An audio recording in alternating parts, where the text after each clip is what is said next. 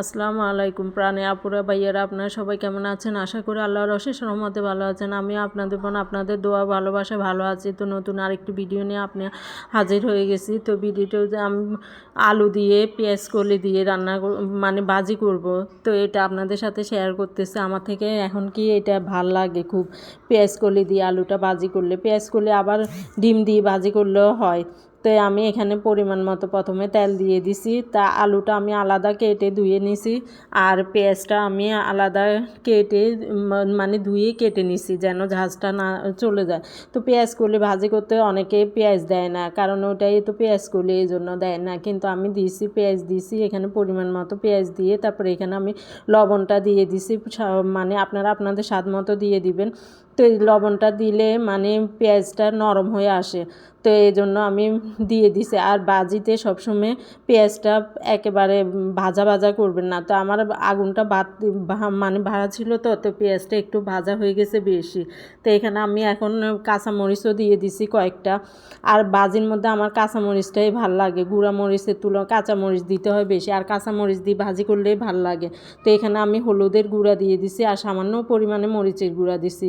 মরিচের গুঁড়া অনেকে ব্যবহারও করে না, কাঁচামরিচ দিয়েই মানে ভাজিটা করে, ওইটাই ভাল লাগে বেশি। তো কাঁচামরিচ আবার নামানোর আগেও দিলে ভাজিতে আলাদা একটা সেন্ট আসে, আর ভাল লাগে খেতে। তো এখানে আমি আলুগুলো মোটা মোটা করেই মানে কেটে নিছি। তো মোটা করে কেটে নিয়ে এখন আমি আলুগুলো ধুয়ে দিয়ে দিছি। নতুন আলু তো একটু শক্ত শক্ত হয়ে থাকে, কেমন যেন মানে নতুন আলুর ভর্তাও আমার থেকে ভাল লাগে না খেতে, লাসা লাসা কেমন ধরনের এই এক ধরনের হয়। নতুন আলু আমার থেকে রান্না করলেই যা একটু ভাল লাগে, মানে ফুলকপি টপি আলুর সাথে সিমের সাথে। তো এখানে আমি এখন আলুটাকে প্রথমে ভেজে নিব, পানি ছাড়াই আমি ভাজি করব। তো এখানে এই তো আলুটা সিদ্ধ হয়ে আসছে, এখন আমি পেঁয়াজ কলিটা এখানে দিয়ে দিব। তো দেখেন হলুদ কালারটাই কি সুন্দর আসছে, তো আমি হলুদটা একটু বেশি পরিমাণেই দিয়ে দিছি। তো এখানে পানিটা বের হয়ে আসছে, ঘোড়া দিয়ে রাখছি, তো তো ঢাকনার পানিটাই এখানে আলুটা সিদ্ধ হয়ে যাবে। তো এই তো আমি পেঁয়াজ কলিটা এখন দিয়ে দিছি এখানে।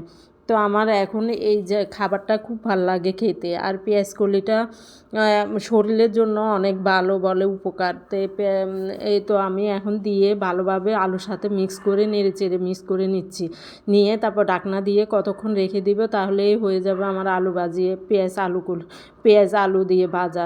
তো এখানে আপনারা ডিমও ব্যবহার করতে পারেন, আবার পেঁয়াজ করলে শুধু ডিম দিয়ে ভাজলেও আলাদা একটা স্বাদ মানে স্বাদ হয়। তো এখানেও ডিম দেওয়া যায়, আমি ডিম দিলে আমার থেকে ভালো লাগে না আলু পেঁয়াজ কলির মধ্যে। তো এই তো আমার হয়ে গেছে। তো আমি বললাম না, নামানোর আগে কাঁচামরিচটা দিলে আলাদা একটা সেন্ট আসে, খেতেও ভালো লাগে। তো আমি এই তো নামানোর আগে কাঁচামরিচটা দিয়ে দিছি, দিয়ে তারপর আমি ভালোভাবে এটাকে নেড়ে চেড়ে নিচ্ছি, ভাজা ভাজা করে নিব যেন পানিটা পুরো শুকিয়ে যায়। পানিটা শুকিয়ে গেলেই তখন খেতে মানে আলু ভাজিটা খেতে ভালো লাগে।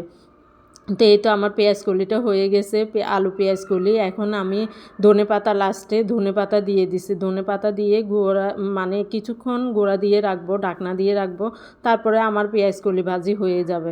তো এই পর্যন্ত আপনারা যদি আমার পাশেই থাকেন, আমার পাশে থাকলে আমি নিত্য নতুন অনেক ভিডিও দিতে পারবো আপনাদেরকে, আপনাদের সাথে শেয়ার করতে পারবো।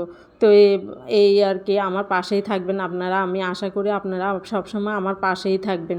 তো এই তো আমার পেঁয়াজ কলি ভাজি আলু ভাজি হয়ে গেছে। তো আলুটা এমনি ভাজি করলে আলাদা স্বাদ, আর পেঁয়াজ কলির সাথে ভাজি করলে আলাদা স্বাদ। তো এই তো আমার পেঁয়াজ কলি হয়ে গেছে। আজকে এই পর্যন্তই, আল্লাহ হাফেজ।